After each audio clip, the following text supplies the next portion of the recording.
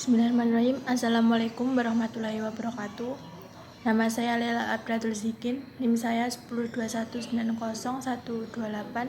Saya dari kelas Hukum Ekonomi Syariah E semester 3. Di sini saya akan mempresentasikan hasil kerja kelompok saya dari mata kuliah Fikih Muamalah Kontemporer yang berjudul leasing.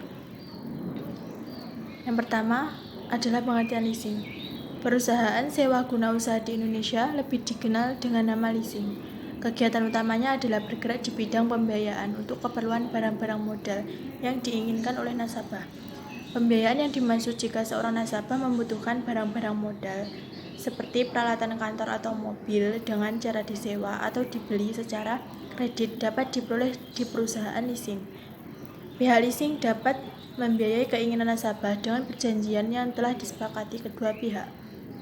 Perusahaan leasing dapat diselenggarakan oleh atau badan usaha yang berdiri sendiri. Keterbatasan perusahaan leasing adalah tidak boleh melakukan kegiatan yang dilakukan oleh bank seperti memberikan simpanan dan kredit dalam bentuk uang. Pengertian sewa guna usaha secara umum adalah perjanjian antara lessor leasing dengan lessees atau nasabah di mana pihak lessor menyediakan barang dengan hak penggunaan oleh lessee dengan imbalan pembayaran sewa untuk jangka waktu tertentu. Sedangkan pengertian sewa guna usaha sesuai dengan Keputusan Menteri Keuangan Nomor 1199/KMK 01/1991 adalah kegiatan pembiayaan dalam bentuk penyediaan barang modal baik secara sewa guna usaha dengan hak opsi atau finance lease maupun sewa guna usaha tanpa hak opsi atau operating lease untuk digunakan oleh lessee selama jangka waktu tertentu berdasarkan pembayaran secara berkala. Yang dimaksud dengan finance lease adalah kegiatan sewa guna usaha di mana lessee pada akhir masa kontrak mempunyai hak opsi untuk membeli objek sewa guna usaha berdasarkan nilai sisa yang disepakati. Sebaliknya, operating lease tidak mempunyai hak opsi untuk membeli objek sewa guna usaha. Kemudian, dasar hukum leasing. Adapun dasar hukum leasing dalam Islam yaitu menurut Al-Quran dan Hadis terdapat dalam Quran Surat Az-Zukhruf ayat 32 yang artinya apabila mereka yang membagi-bagi rahmat Tuhanmu maka telah menentukan antara mereka penghidupan mereka dalam kehidupan dunia dan kami telah meninggikan sebagian mereka atas sebagian yang lain beberapa derajat agar sebagian mereka dapat mempergunakan sebagian yang lain dan rahmat Tuhanmu lebih baik dari apa yang mereka kumpulkan. Kemudian hadis Rasulullah SAW, berikanlah upah atau jasa kepada orang yang kamu pekerjakan sebelum kering keringat mereka. HR Abu Ya'la, Ibnu Majah, At-Tabrani, dan At-Tirmizi. Selanjutnya, mekanisme transaksi leasing. Untuk mengetahui bagaimana mekanisme penggunaan leasing secara garis besar dapat diuraikan sebagai berikut. Yang pertama ada lessee bebas memilih dan menentukan peralatan yang dibutuhkan, mengadakan penawaran harga dan menunjuk supplier peralatan yang dimaksud. Yang kedua, setelah lessee mengisi formulir permohonan leasing, mengirimkan kepada lessor disertai dokumen pelengkap. Kemudian lessor mengevaluasi kelayakan kredit dan memutuskan untuk memberikan fasilitas lease dengan syarat dan kondisi yang disetujui lease atau lama kontrak pembayaran sewa lease, maka kontrak lease dapat ditandatangani. Kemudian pada saat yang sama, lease dapat menandatangani kontrak asuransi yang disetujui lessor. Seperti yang tercantum pada kontrak lease, antara lessor dan perusahaan asuransi terjalin perjanjian kontrak utama. Kemudian kontrak pembelian peralatan akan ditandatangani lessor dengan supplier peralatan tersebut. Kemudian supplier dapat mengirimkan peralatan yang di-lease ke lokasi lease untuk mempertahankan dan memelihara kondisi peralatan tersebut. Kemudian List menandakan tanda terima peralatan yang menyerahkan kepada supplier. Kemudian supplier menyerahkan surat tanda terima yang diterima dari les, bukti pemilikan dan pemindahan pemilikan kepada lessor. Lessor membayar harga peralatan yang di-list kepada supplier. List membayar sewa list periodik sesuai dengan jadwal pembayaran yang telah ditentukan kontrak list. Kemudian perjanjian leasing. Perjanjian yang dibuat antara lessor dengan les disebut lease, di mana di dalam perjanjian tersebut memuat kontrak bersyarat antara kedua belah pihak dan lease. Isi kontrak yang dibuat secara umum memuat antara lain yang pertama ada nama dan alamat lease, jenis barang modal diinginkan, jumlah atau nilai barang yang dileasingkan, syarat-syarat pembayaran, syarat-syarat kepemilikan atau syarat lainnya, biaya-biaya yang dikenakan, sanksi-sanksi apabila lease ingkar janji, dan lain-lainnya.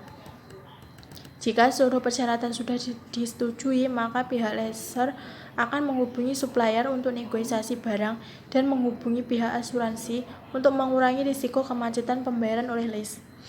Namun, dalam praktiknya, dapat pula sebelum nasabah mengajukan permohonan ke perusahaan leasing, pihak lease terlebih dahulu melakukan negosiasi dengan suppliernya. Kemudian, barulah mencari perusahaan leasing yang akan menjadi lessornya. Kemudian, jenis-jenis leasing.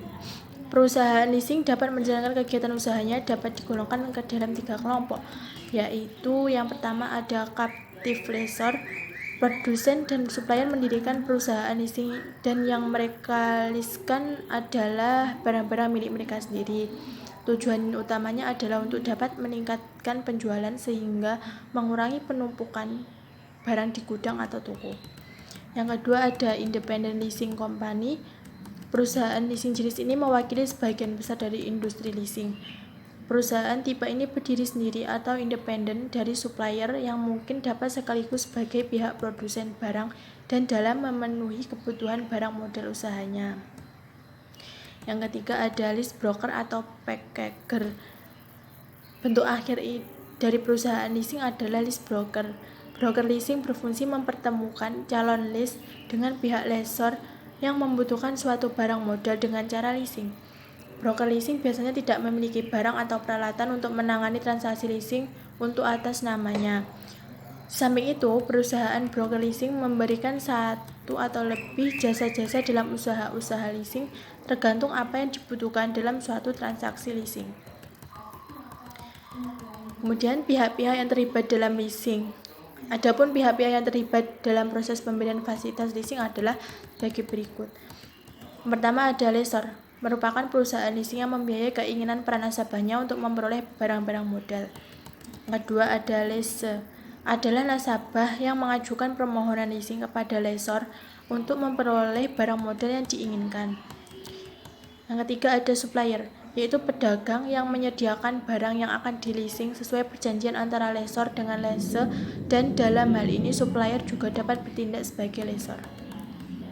Yang kedua kemudian ada asuransi, merupakan perusahaan yang akan menanggung risiko terhadap perjanjian antara lessor dengan lessee.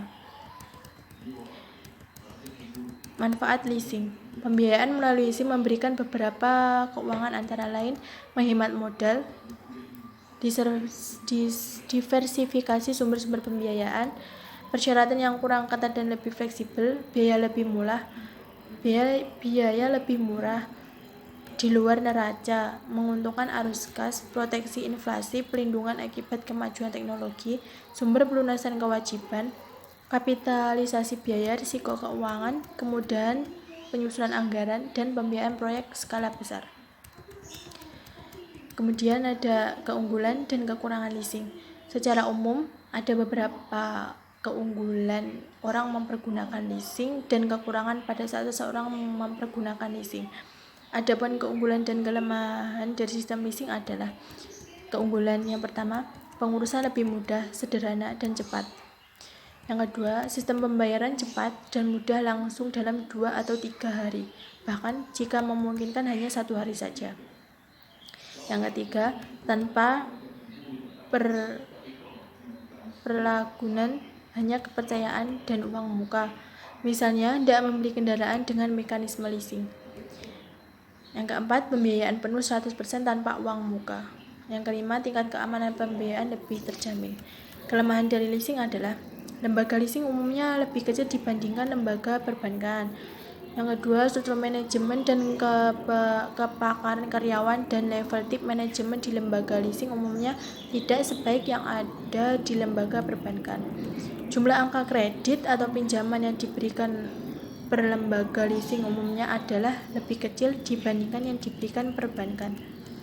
Kemudian, dan jangka waktu pinjaman leasing umumnya tidak selama dari perbankan leasing umumnya, maksimal 5 sampai dengan 6 tahun.